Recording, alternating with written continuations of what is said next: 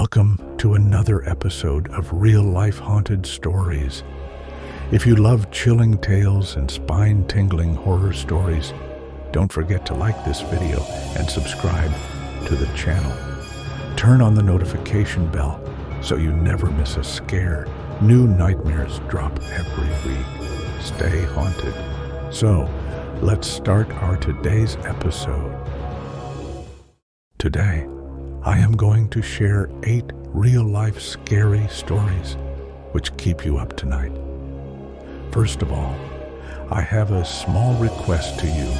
We noticed you watched our last episode, and we truly appreciate your time and support. If you enjoyed it, don't forget to subscribe to our channel so you never miss out on future episodes. We'd also love to hear your thoughts. Drop a comment and let us know what you liked, what surprised you, or what you'd love to see next. Your feedback helps us grow and create even better episodes for you. Hit that subscribe button and drop your thoughts on comments. We can't wait to hear from you. Story 1. The Cabin with No Windows. Colorado, 1992. A group of hikers exploring the Rocky Mountains stumbled upon an old wooden cabin in a remote clearing. It was unusual. There were no windows, just a single wooden door with strange symbols carved into it. Curious, one of them tried the door, and to their surprise, it swung open. The inside was bare except for a dirt floor and a pile of bones in the center. Thinking they had found an old hunting shack, they started taking pictures until they noticed something disturbing. Their camera screens showed a figure standing in the corner of the room, staring at them. Yet, when they turned to look, nothing was there. Panicked, they fled. But the moment they stepped outside, they heard it, the door slamming shut behind them, followed by heavy footsteps from inside. They reported the cabin to park rangers who claimed there was no such structure in that area. When the hikers returned days later to prove it, the clearing was empty. No cabin, no bones, just untouched forest. Story 2. The Missing Time Incident. Arizona, 1978. Tom and his wife were driving home late at night on a deserted stretch of highway when they saw a bright light in the sky. At first they thought it was a plane, but the light grew larger, then suddenly vanished. Moments later, they realized something was wrong. The dashboard clock showed it was nearly 3 a.m., yet they had left only an hour ago on what should have been a 30-minute drive. They had lost 2 hours. Confused and unsettled, they arrived home, feeling exhausted. The next morning, Tom woke up with a strange mark on his arm. 3 small circular burns forming a perfect triangle. Over the next few weeks, both of them experienced terrifying nightmares of lying on a cold metal table, bright lights blinding them as shadowy figures moved around them. A hypnotherapist later helped Tom recover a memory of being taken into a silent, sterile room, unable to move, as something examined him. To this day, neither he nor his wife can explain where those 2 hours went, or why they both woke up with the same marks. Story 3. The Woman in the Peephole. New York, 2011. Samantha lived in a small apartment complex and often used her peephole to check visitors before answering the door. One night, while watching TV, she heard knocking, slow, deliberate knocks. Peering through the peephole, she saw a woman standing there, but something was wrong. The woman's smile was too wide, her lips stretched unnaturally. She wasn't moving, just standing too close to the door, as if listening. "Hello?" Samantha called out. The woman didn't respond. Instead, she raised her hands and scratched lightly at the door. Terrified, Samantha stepped back. The scratching stopped. A few moments later, her phone buzzed. A text from her downstairs neighbor. "Don't open the door. Just call the cops. That woman's not human." By the time police arrived, the woman was gone. But deep scratch marks covered the outside of the door, and the hallway security camera had glitched just before she appeared. Story 4. The House That Called for Help. Pennsylvania, 1994. Emergency dispatch received a chilling 911 call from an old house. The voice on the other end, a weak, elderly woman's, whispered, "Help me, please." Police rushed to the address, an abandoned house rumored to be haunted.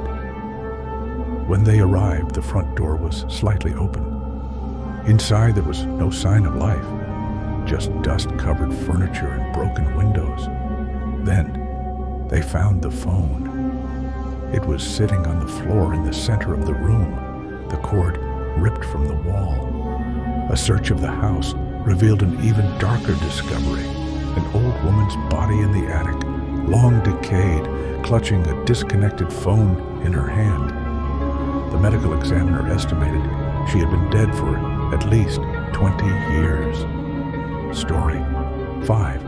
The Third Passenger, Japan, 1984. A taxi driver in rural Japan picked up a quiet woman on a rainy night. She asked to be taken to an address on the outskirts of town. As they drove, the driver caught glimpses of her in the rearview mirror. Her face seemed oddly blurry, as if the rain had fogged the glass from the inside. When they arrived at the location, a cemetery, the woman spoke for the first time. "He shouldn't be here." Confused, the driver turned around, but the back seat was empty. Horrified, he rushed back to town, only to find that other taxi drivers had similar stories. Mysterious passengers who disappeared upon arrival, often leaving the seat wet as if they had never truly been inside the car. Locals believe they are the spirits of people who died in accidents, still trying to find their way home. Story 6. The Silent Town of Ong's Hat, New Jersey, 1983. For decades, people whispered about Ong's Hat, a near-forgotten ghost town deep in the New Jersey Pine Barrens. Most assumed it was just another abandoned settlement, but in 1983, a group of college students decided to investigate strange rumors about the area, claims of disappearances, strange lights, and a long-abandoned scientific research facility hidden in the woods. The students arrived at dusk, finding only skeletal remains of old buildings. One of them, Greg, carried an old map and pointed out a clearing marked as the site of a former research lab. But as they approached, the woods grew eerily quiet. No insects, no wind, just silence. Then, a low hum filled the air.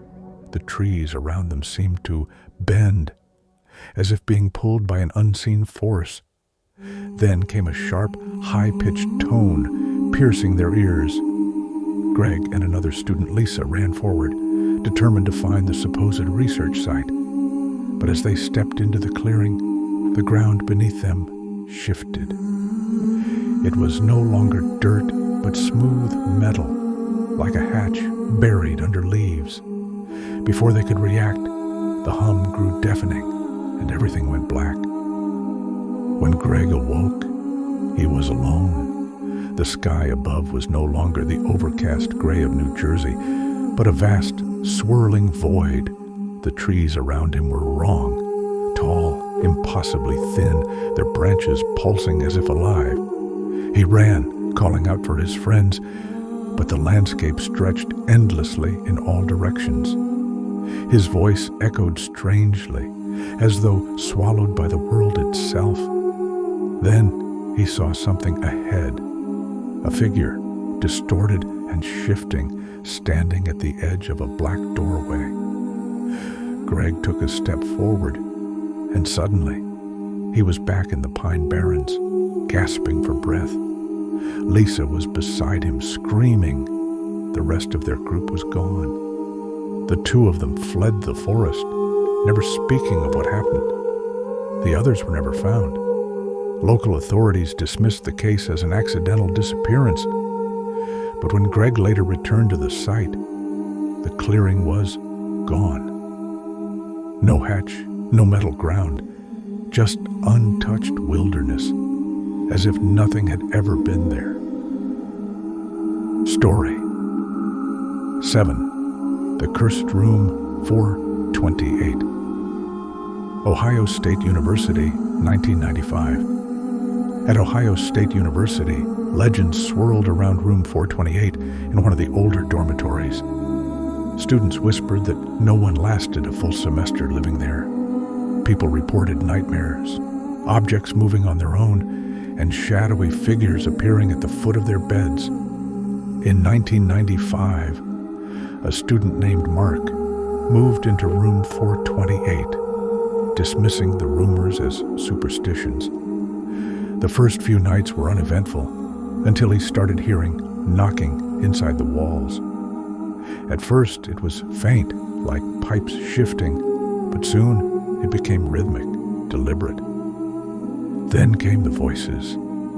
At night, he would wake up to a whispering sound, though there was no one in the room. One night, he recorded himself sleeping, hoping to prove he was imagining things. When he played the recording the next morning, he heard his own deep breathing, followed by a second voice, whispering directly into the microphone, "Get out." Objects began to move. Books fell off shelves. His closet door creaked open on its own. One night, he woke up to find his desk chair turned, facing his bed, as if someone had been sitting there watching him. But the worst night was when he awoke to find the ceiling covered in deep scratches, as if something had been crawling across it with long nails. Mark broke his lease and moved out immediately. The university eventually sealed room 428, making it permanently uninhabitable. To this day, no one knows what caused the disturbances, but students passing by still report hearing knocking from inside the empty room. Story 8. The Vanished Hitchhiker. Texas, 1979. A long-haul trucker named Daniel was driving through Texas on a quiet highway when he spotted a young woman standing on the roadside, thumbing for a ride. She wore a pale blue dress and had long, dark hair that fell over her face. Feeling uneasy about leaving someone alone so late at night, he pulled over. The woman climbed into the passenger seat without a word. "Where are you headed?" Daniel asked. The woman slowly turned to him and whispered, "Home." Thinking she was shy, he kept the conversation light, but she never responded. After a few miles, she pointed to an old house up ahead. Daniel slowed down, pulling up to the driveway. As he turned to say goodbye, she was gone. The passenger door never opened. She had simply vanished. Shaken, Daniel got out and approached the house. An old woman answered the door, her face tired but kind. When he hesitated, she sighed, as if she had heard his story before. "You saw her, didn't you?" she said. Daniel nodded. The woman stepped aside, pointing to a dusty photo on the table. It was the hitchhiker. "My daughter died 10 years ago on this road," the old woman whispered. "She keeps coming home." Daniel never picked up another hitchhiker again. Thanks for watching.